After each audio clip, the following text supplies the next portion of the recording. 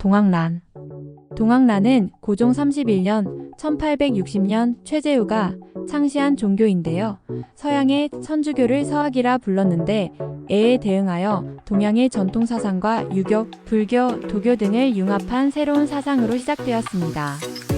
동학의 핵심 교리는 인내천으로 인간이 곧 하늘이라는 철학을 바탕으로 모든 인간의 평등과 사회적 정의를 강조했습니다.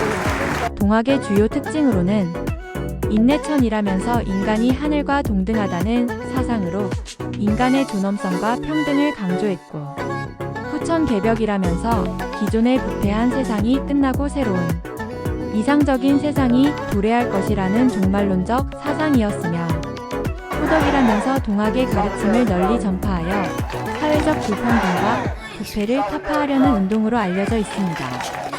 동학의 역사적 배경을 보면 동학은 조선 후기에 심각한 사회적 모순과 외세의 침략에 직면한 상황에서 등장했습니다.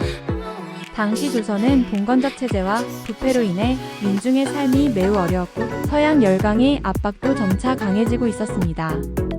동학은 이러한 상황에서 민중의 고통을 해결하고 새로운 사회를 열기 위한 대안으로 받아들여졌습니다. 1894년 고종은 이내란을 동학난이라 불렀는데 조선 역사상 가장 큰 규모의 반란 사건이었지요. 이 운동은 부패한 양반에 대한 저항이었으며 외세의 침략에 맞서 자주성을 지키려는 목적도 있었습니다. 그러나 이 운동은 결국 조선 정부와 일본군의 연합군에 의해 진압되었습니다. 동학의 후신으로는 천도교가 있었는데 동학은 이후 천도교로 발전하며 현대까지 이어졌습니다. 천도교는 동학의 정신을 계승하면서도 현대 사회에 맞게 변화를 모색하고 있습니다.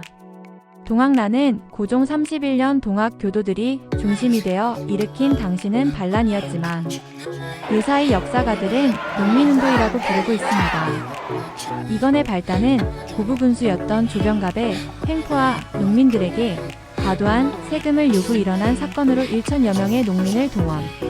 난 전봉준이라는 인물이 앞장서서 조선 왕조에 대한 내라를 일으킨 사건이었지요. 전봉준은 이 농민들을 이끌고 관청을 습격하고 이어 군수를 내쫓고 관청에서 빼앗은 양곡을 반란을 일으킨 농민들에게 나누어 주었지요.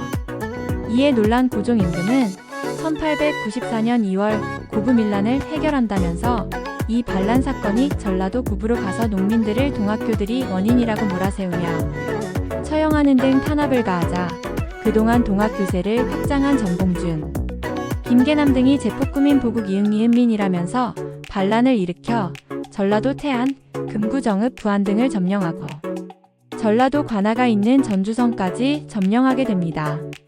이에 더욱 놀란 고종 임금은 관군을 동원해 이들 토벌에 나섰으나 황토현이라는 데서 동학 반란군에게 대패하게 됩니다. 놀란 고종 임금은 중국 청나라에 군대를 보내어 내란을 막아달라고 요청합니다. 이렇게 되니까 청나라 군대가 지금 팽택 근방에 있는 아산만에 나타납니다. 이때 이것을 본 일본도 중국이 천진조약에서 조선에 간섭 않겠다는 약속을 어겼다면서 아산만에서 양국 간의 바다에서 청일전쟁이란 해전이 벌어집니다. 청일전쟁에서 승리한 일본은 서울에 군대를 데리고 들어와 자기들이 동학 반란군을 진압해주겠다고 나섭니다. 결국 지금 충남 공주인 우금치라는 데서 고종의 관군과 일본군으로부터 전봉준은 대패하여 해산당합니다.